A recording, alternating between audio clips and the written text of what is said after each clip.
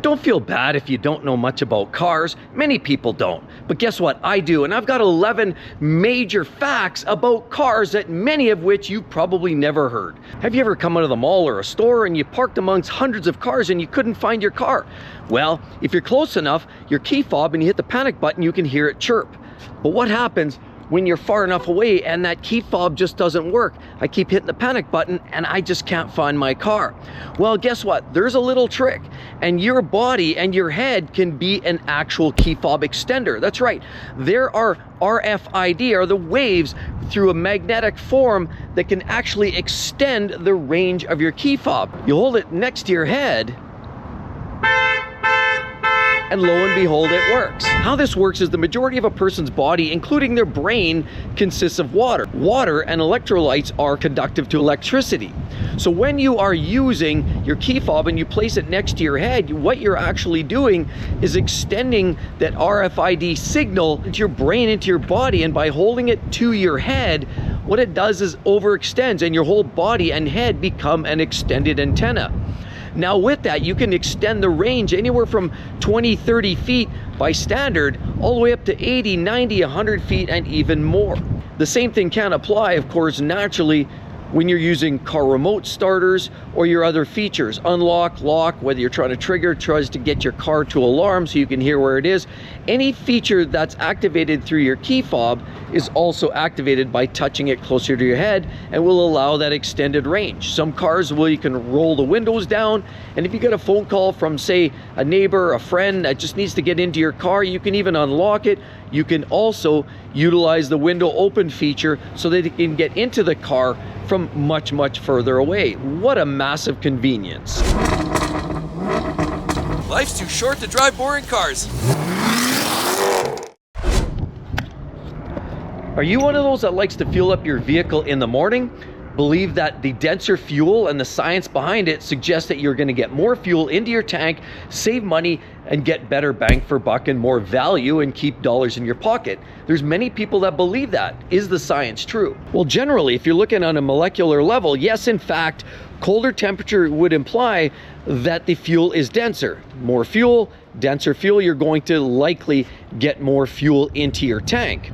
And believing, a lot of people do, that you're going to get more fuel and you're going to get it at the same amount of money, therefore you're going to get more bang for buck.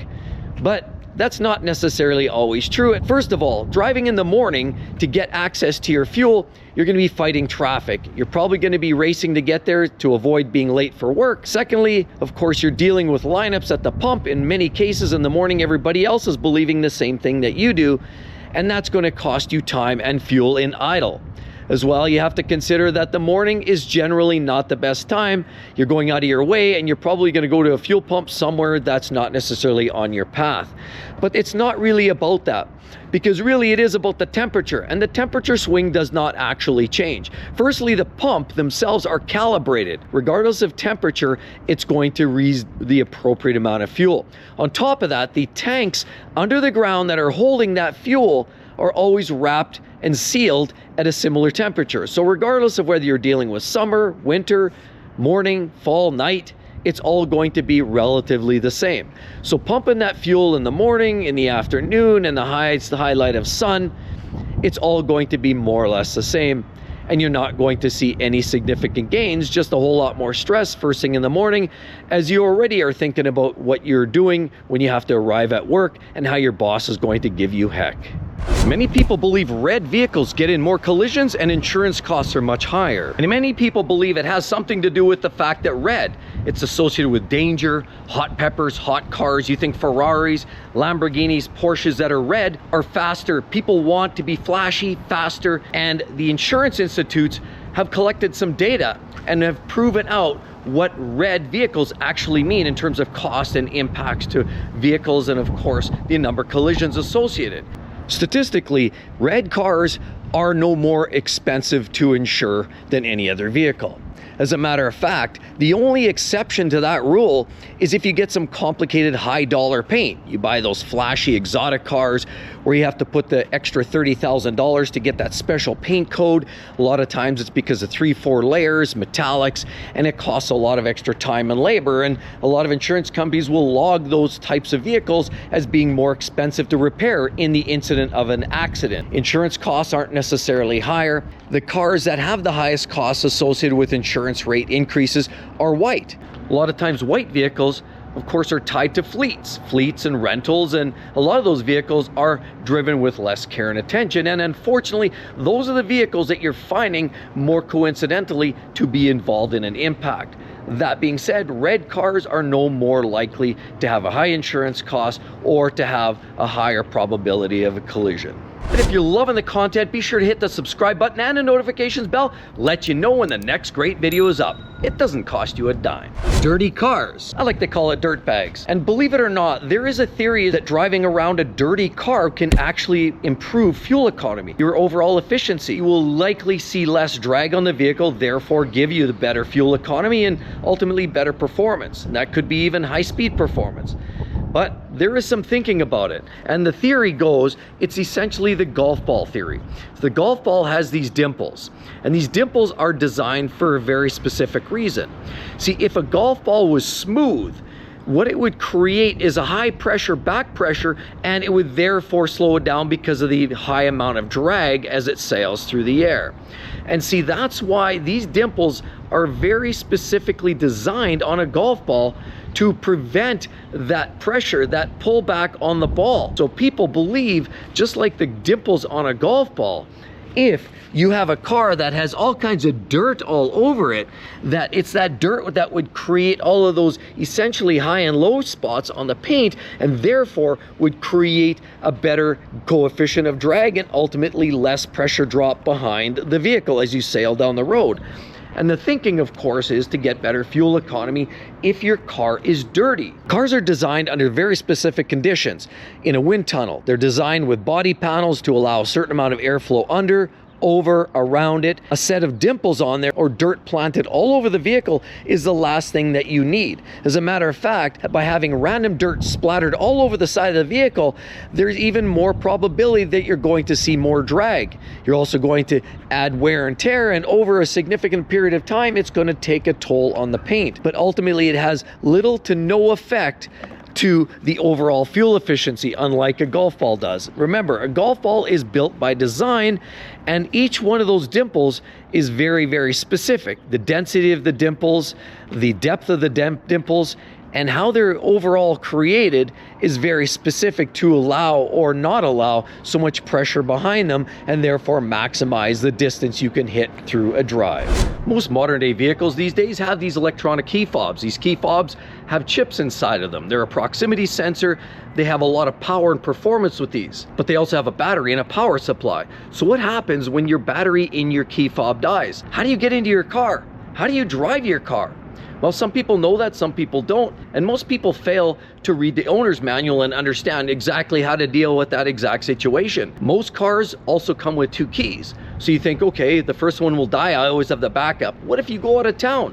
What if you're taking a trip somewhere? What if you're across town and you don't have access to that second key? It's a pretty big inconvenience to carry 2 keys around.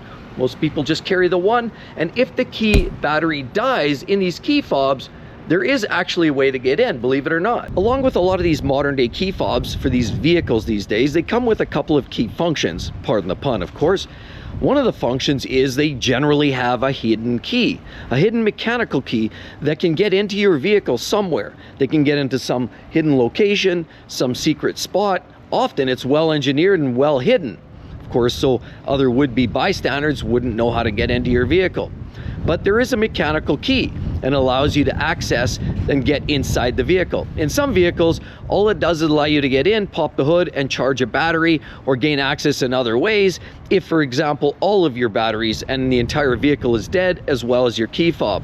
But on the other hand, generally it allows you to get in, and then there's a secondary function to a lot of these key fobs, and that secondary function allows you to plug in your key fob. Even if the key fob battery is dead, you plug it in, you utilize your standard key fob, and you're able to start the ignition on its own. That'll allow you to drive down to your local dealership and get a new key fob battery and be on your merry way. Many cars have hidden gems, little treats, little nuggets. And while some cars have things like this with backup cameras that are hidden and don't open up until you put the vehicle in back. Other vehicles have sunglass holders which you don't even know exist. They're nice little conveniences. Other vehicles have accent lighting. You don't necessarily notice it until you see it in the dark. And it's nice little add-ons that you don't really see. It's a collection of these little extra nuggets and these little Easter eggs that make a vehicle much more appealing. Other things like self-retracting seatbelt holders, or even things like heated steering wheel controls that unless you're specifically looking for it, you don't necessarily know it exists. But a lot of these car manufacturers are adding little conveniences, little suit holders, little bag holders, little features throughout a vehicle that often make your life a lot nicer. It's not until you look around, or unless you happen to be one of those people that read your manuals from front to back and back to front, that you wouldn't even realize that half of these features even exist. As cars get more complicated, more complex, they try to reduce the amount of obvious knobs, buttons, hooks and buttons and features, and make them a lot sleeker, a lot slimmer, a lot more hidden. And unless you really read your manual, you may not even know half of them are there. Fast lane falsehoods. A lot of people believe that dodging and weaving, looking for that gap in traffic, will allow you to get ahead of that traffic in front of you or behind you. And a lot of people believe that dodging lanes and lane changing and looking always for those gaps is going to get you ahead in busy traffic. While this can work on open highways, and only on open highways and open freeways where the left lane does allow you to gain some traction, the reality is splitting lanes, going left, going right, trying to hang in the left lane, believing that in busy traffic that left lane's always going to get you ahead. Most of the time, 9 times out of 10, these studies have been shown that it gets you actually further behind. When you're constantly looking for that next lane, you gap over, you slide into that lane, and have you ever noticed that that lane stops almost immediately? Because that traffic's moving forward, they are closing the gap way ahead, usually hundreds of yards ahead. So when you see that lane move, you get inclined, I better make a move. And so you dodge over there, only to find that traffic is closed up. And once you get over there, it stops. Then the lane you just left starts to move. And it's a domino effect. And so the more you do this, the more it actually holds up the rest of the traffic around you, because now you cut somebody else off, they're gonna hammer the brakes, and the person behind them is gonna brake again, and this just keeps going on, and it ends up stalling out the traffic miles behind. So realistically, sitting in the lane that you're in busy traffic is the safest, least stressful, and in many cases, you'll arrive at work at the exact same time. Splitting lanes, trying to follow that left lane, believing that you're gonna constantly find that gap and that time and space, it just doesn't happen. Again, on freeways and highways where there's little traffic, sure, left lane will generally get you ahead of time, but at the detriment of potential risk and injury, because you always want to follow speed limits and limit the amount of lane changes to reduce the potential for a collision. I bet there's another feature that a lot of you didn't realize. Sure, back in the 40s and the 50s, way back in the beginning of time, a lot of car manufacturers, how would they come up with the design of a vehicle? They often created a clay model. Usually a chunk of clay on top of a styrofoam block allowed them to mold the vehicle and just create those shapes, create those fenders, those flares, a lot of the designs to give that vehicle a look, a design, both from an ergonomic perspective or a stylistic look, allow to the proper airflow to roll over it, and as well, of course, just functionality, style, and just to appease the looks and the design language of that particular manufacturer. And now what's going on, we have the use of computerized computer systems, CAD programs, and a lot of these car manufacturers now design these cars on computer. Or do they? Well, in many cases they do. But a lot of them still revert back to the clay models. I bet you didn't know that. That's right, a lot of them will do the rough designs on computers. They'll still create that clay model by the use of a clay design on top of a styrofoam block. And they do that so that they can make small, subtle alterations. They can get a general theme and a feel for the look of the vehicle. Look at any odd proportions, because on a computer they can get a sense of it, but it's not there until it's tangible, where you can touch it, where you can feel it, where you can take a look down the sides of it, a lot of that is lost on a computer. Sure, you get a great three-dimensional rendering, but until you can actually reach out and touch the car, quite often you lose the perspective.